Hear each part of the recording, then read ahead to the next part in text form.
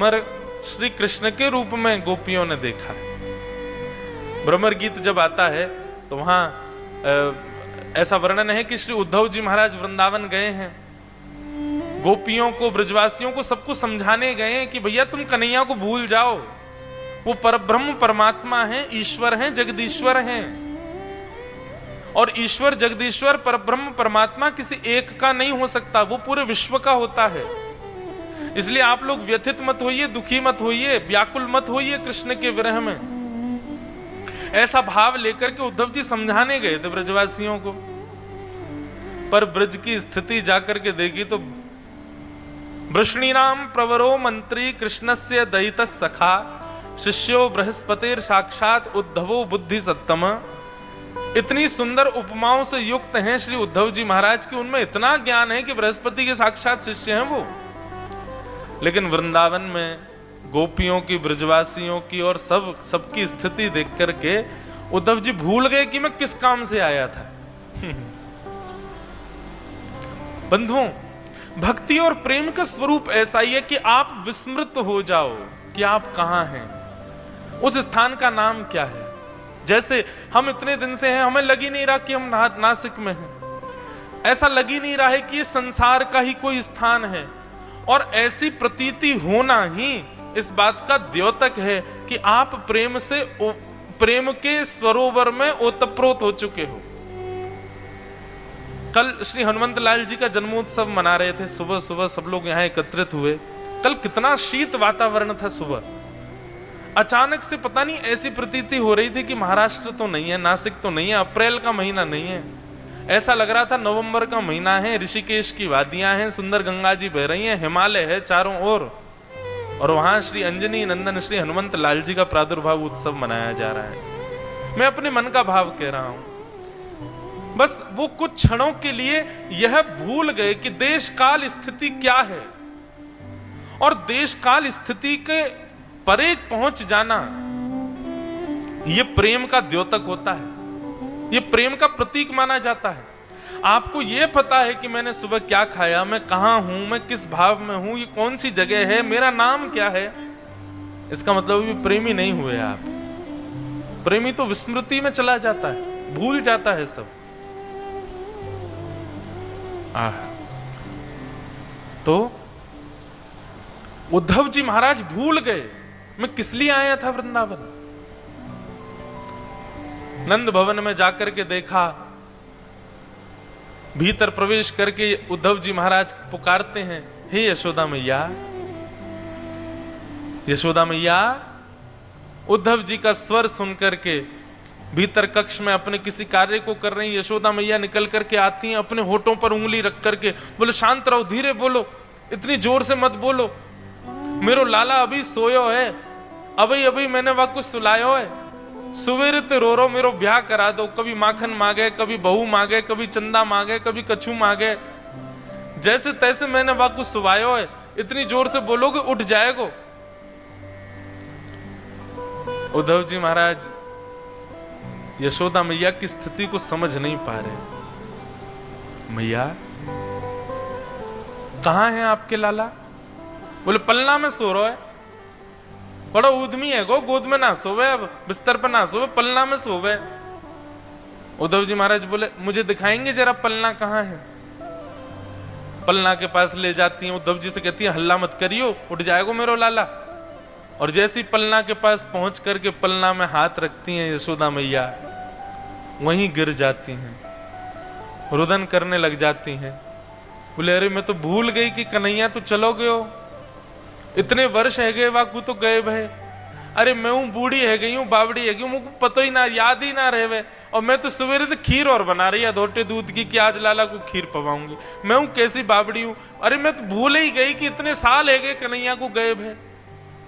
उद्धव जी महाराज स्तब्ध होकर के बैठे हैं, इतने वर्ष हो गए कृष्ण को गए हुए, यशोदा मैया की स्थिति आज भी ऐसी है। वो अभी ये विचार करती हैं कि कृष्ण यही है। अरे किसी व्यक्ति के परम प्रिय के दूर जाने पर उसकी उपस्थिति का अनुभव हम मानवों को ज्यादा से ज्यादा 1, 2, 3 दिन तक रहता है। बस ऐसा लगता है कि अभी निकल के आ रहा होगा कमरे से, अभी यहीं बैठा होगा,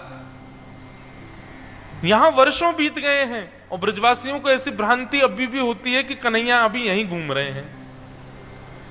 उद्धव जी महाराज इस रूप को समझ नहीं पाए। बड़ा सुंदर वर्णन है बंधुओं उद्धव गोपी संवाद। मैं तो कथाओं में कहता ही नहीं हूं उद्धव गोपी संवाद।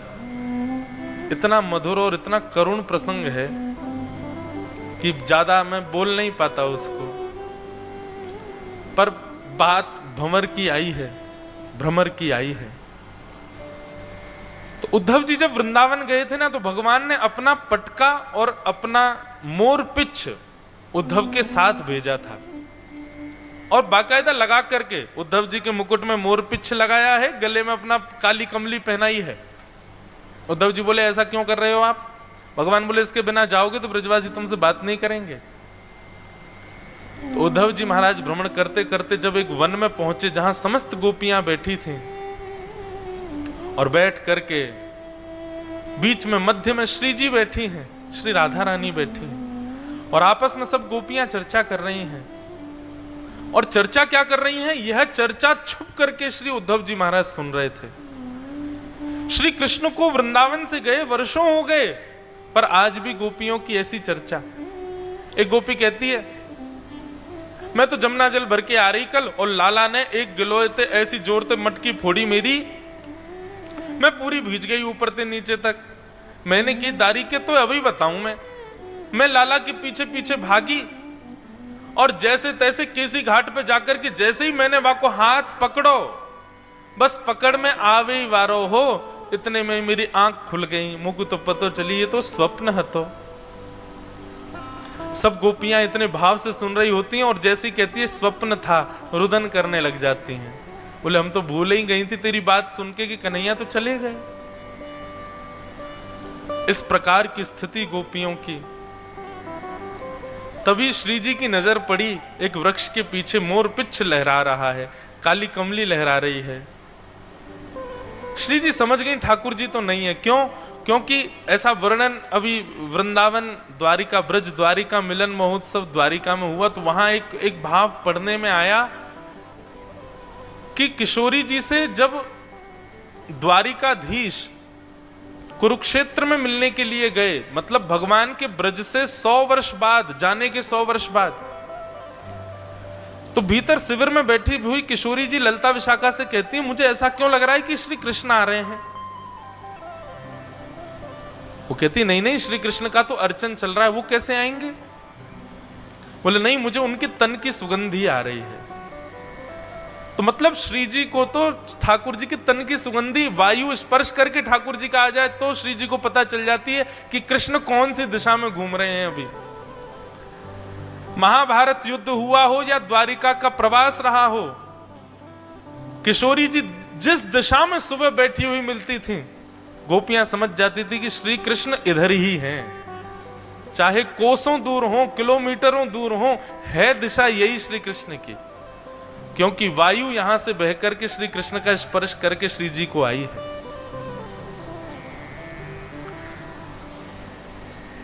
तब उद्धव जी को केंद्र में लेकर के श्री जी ने, किशोरी जी ने उद्धव को सुनाते हुए ये गीत गाया, जिसको भ्रमर गीत कहते हैं।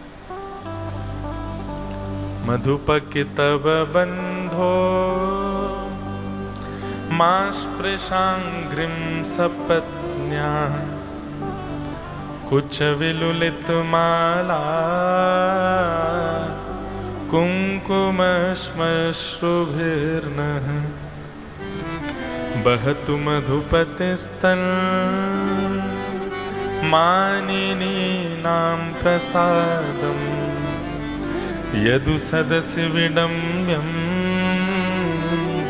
यत्र दूतस्त्वमेन्द्रे मधुपकितव बंधो।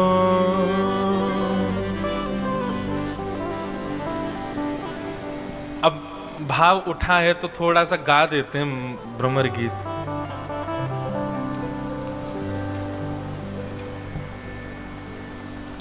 उद्धव बैठे हैं एक वृक्ष के पीछे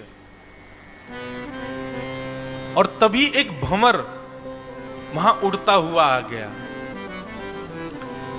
किशोरी जी केंद्र करके सुनाना तो चाहती हैं उद्धव को, पर तभी उस भ्रमर को देख करके गोपियों से कहती हैं, अरे देखो ये काला काला भ्रमर आ रहा है, कहीं ऐसा तो नहीं है श्री कृष्ण ही भ्रमर का रूप धारण करके हम मेरी और तुम सबकी बातें सुनने के लिए आए हैं। तब एक गोपी कहती है ये तो भ्रमर है, ये कृष्ण कैसे हो सकते हैं? बोले अरे देखती नहीं है, इसका रंग भी काला है और हमारा कन्हैया भी काला है। और केवल इतना ही नहीं, ये दोनों भीतर से भी काले हैं। तब एक दूसरी गोपी कहती है अरे ऐसा क्यों कह रही हो, भीतर से काला तो मत कहो ना। बोले क्यों ना कहें काला, इस भ्रमर का और कृष्ण का एक सा ही तो स्वभाव है। बोले कैसे? बोले जिस प्रकार ये एक पुष्प पर नहीं डिटता, एक से दूसरे पुष्प पर, दूसरे से तीसरे पुष्प पर, तीसरे से चौथे पुष्प पर, सब पुष्पों के ऊपर जाकर के उनका रस ले लेता है, ऐसे ही तो श्री कृष्ण भी हैं। कुछ दिनों तक हम सबके मध्य रहे और मध्य रह करके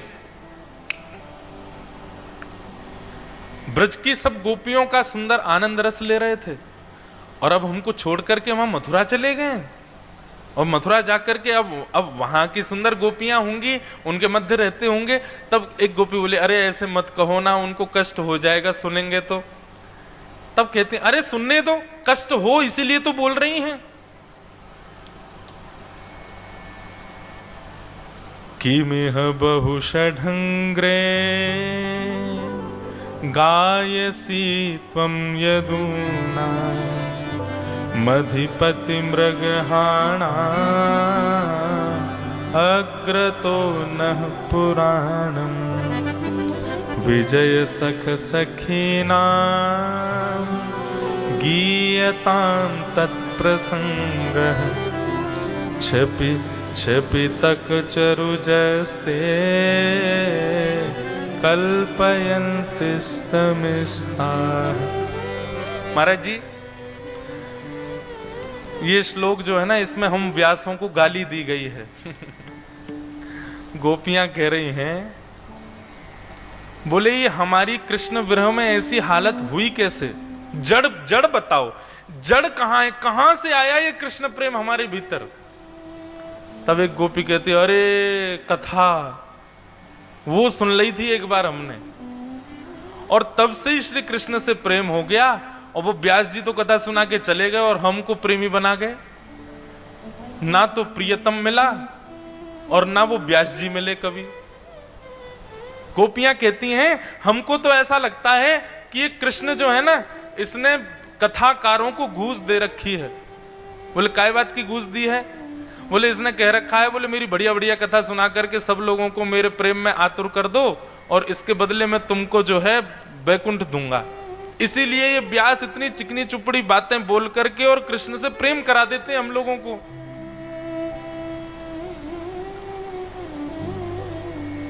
व्यासों को घूसखोर कह रही हैं गोपियां। और बोले घूस खिलाई किसने है? बोले श्री कृष्ण ने खिलाई है। इसको व्याज स्तुति है ये भ्रमर गीत। गा तो स्तुति रही है भगवान की, लेकिन सुना सुना करके गा रही हैं। आहा, क्या कह रही हैं? मृगयुरिव कपिंद्र विव्यधे लुब्ध धर्मा स्त्रयमकृत विरूपा स्त्रीजितः कामयाना वलिमपि वलिमत्वा वेष्टयद्भङ्कवद्यः स्तदलमसितसख्यै दुस्त्यजस्तत्कथार्थः। बोले ये कन्हैया ऐसा ही करता है, और ये भैया केवल कृष्ण रूप में कपटी नहीं है, ये जन्म जन्मांतर से कपटी है। एक गोपी बोली अरे ऐसा क्यों कह रही हो? तब दूसरी गोपी कहती है अरे क्यों ना कहूं, यही कृष्ण सत्युग त्रेता में राम बनकर के आए थे। बोले क्या किया इन्होंने? वहां पर तो बड़ी मर्यादा का पालन किया, एक पत्नी व्रती रहे। बोले अरे उसकी बात नहीं है, जरूरी थोड़ी है कि केवल पत्नी व्रती होना ही एक मर्यादा का पालन है। बेचारे उस बलि ने क्या बिगाड़ा था इनका? बाली ने उसको छिपकर के बाण मार दिया इन्होंने, और छिपकर के मार करके उसका वध कर दिया। है ना ये कपटी, अपने पूर्व जन्म में भी इन्होंने ऐसा किया था। तभी एक गोपी बोली, अरे ये राम ही थे क्या? कृष्ण पहले राम बन के आए थे? बोले हाँ यही राम तो थे। तब वो कहती है, अरे राम राम, मुझे तो एक कथा और याद आई। बोले कौन सी? बोले स्त्रियम कृत विरूपा स्त्रीजितः कामयाना। अरे क्या बिगाड़ा था बेचारी उस शूर्पणखा ने, बेचारी ब्याह करने आई थी इनसे, चरणों में आकर के केवल निवेदन किया था कि तुम मुझे बहुत अच्छे लग रहे हो, मेरे से ब्याह कर लो। खुद ने तो ब्याह किया नहीं उससे, और उसको किसी और से ब्याह करने लायक छोड़ा भी नहीं। उसके नाक कान काट दिए, नाक कान कटवा करके उसको विरूप कर दिया। भैया या लाला को तो पहले तो ही स्वभाव ऐसा है, हम लोग कैसे फंस गए यहाँ के चक्कर में, हमें पता ही नहीं चली कि लाला ऐसा है, नहीं तो यहाँ से कभी प्रेम नहीं करती हम। वलिमपि वलिमत्वा यदनुचरित लीला कर्ण पीयूष विप्र। बलि के दरबार में गए और उससे जाकर के बोले 3 पग जमीन चाहिए मुझको, यही वामन बन के आए थे। बलि कह रहा था, अरे कोई राज्य मांग लो मुझसे, बहुत बड़ा महल मांग लो, कोई नगर मांग लो, गांव मांग लो, शहर मांग लो, देश मांग लो, ये 3 पग जमीन क्या? नहीं मुझे तो 3 पग जमीन ही चाहिए। ये हमारो नेक सो लाला वा के पीछे पड़ गयो, 3 पग जमीन दे मोको। और जैसी वाने संकल्प कियो 3 पग जमीन देवे को, इतने में ही विशाल विराट रूप धारण कर लिया। 2 पग से 3 लोक नाप लिए, और 3 लोक नाप करके बोले, हे शेषनाग जाकर के इसको बंदी बना लो बलि को, इसने 3 पग जमीन देने का वरदान दिया, मैंने 2 पैरों में ही 3 लोक नाप लिया, अब कुछ बचा ही नहीं है, तीसरा पैर कहां रखूं मैं? अरे बहन हम तो बड़ी गलत फंस गई, हमें पता होती कि यही वामन हो तो, यही राम हो तो, और वही कृष्ण बन के आ गए हो, तो या को तो स्वभाव है, ये तो ऐसे ही करे सबन के संग में। हाँ